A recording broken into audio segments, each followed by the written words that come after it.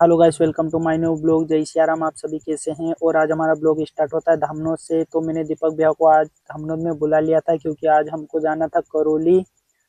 तो हमने सबसे पहले सोचा क्यों ना नाश्ता किया जाए, तो मैं चले गया था नाश्ते की दुकान पे। नाश्ता करने के बाद दीपक भैया को भी मैंने नाश्ता करवा दिया और उसके बाद हम दोनों भाई करौली की ओर चले गए। करौली पहुंचने के बाद हमने बाइक से घूम घूम के देखा तो यहाँ पे मज़ा नहीं आ रहा था। चारों तरफ घूम के देख लिया और उसके बाद मैंने दीपक भैया को बोल दिया कि आप तो बाइक को साइड में लगाइए और अपन डोर टू डोर एक्टिविटी करते हैं। तो हमने डोर टू डोर एक्टिविटी की। तो इधर उधर घूम के देखा तो 1 से 2 एमएनपी हुई। उसके बाद एमएनपी नहीं हो रही थी क्योंकि चारों तरफ सन्नाटा छा गया था। टाइम भी हो गया था, 12 बज गए थे घूम घूम के।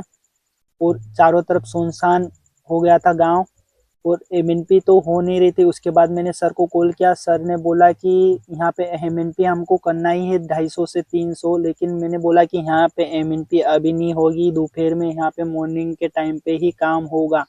तो फिर मैं वहाँ से निकल गया। मेरे को भूख लग रही थी घर, तो मैं घर की ओर प्रस्थान किया। उसके बाद मेरा नहाने का मूड भी था तो मैंने सोचा क्यों ना फ्रेश हूँ, आराम से मस्त घर जाऊँ नहा धो के। फिर मैं वापस से चले गया एक्टिविटी करने के लिए क्योंकि आज हमको टारगेट करवाना था, हमारे डिस्ट्रीब्यूटर का टारगेट घट रहा था।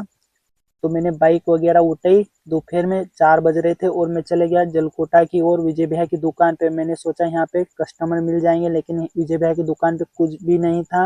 उसके बाद मैं चले गया गुजरी क्योंकि मेरे को वहाँ से कॉल भी आए थे और मेरे को वहाँ पे 2-3 काम भी करवाने थे फाइबर वगैरह के। उसके बाद रास्ते में मक्सी पड़ता है तो मक्सी में एक भैया मिल गए थे, उनका सिम कार्ड पोर्ट आउट किया। उसके बाद मैं चले गया गुजरी की ओर। गुजरी पहुंचने के बाद यहाँ से मेरे को 15 से 20 मिनट लगे।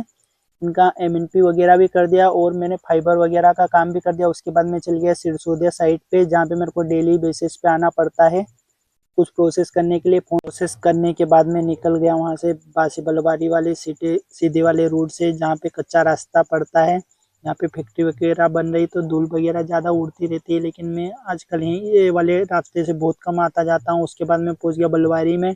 बलवारी में मैंने देखा तो यहाँ पे भी एक्टिविटी का माहौल वैसा नहीं था। उसके बाद मैं पहुँच गया डाइवर में। डाइवर में सुनसान पड़ रहा था, रास्ते में कोई दिख भी नहीं रहा था। और रास्ते में मेरे को एक भैया और दिख गए और इनसे पूछा मैंने कि एमएनपी वगैरह सिम करवानी पोर्ट आउट, तो ये बोले हाँ करवानी है, जियो का है मेरा, एयरटेल करवा दीजिए आप।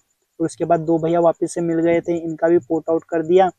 और लेट भी हो गया था आज में क्योंकि पापा बाहर चले गए थे गाँव और मैं जाना था घर जल्दी। तो भैया पापा ने कॉल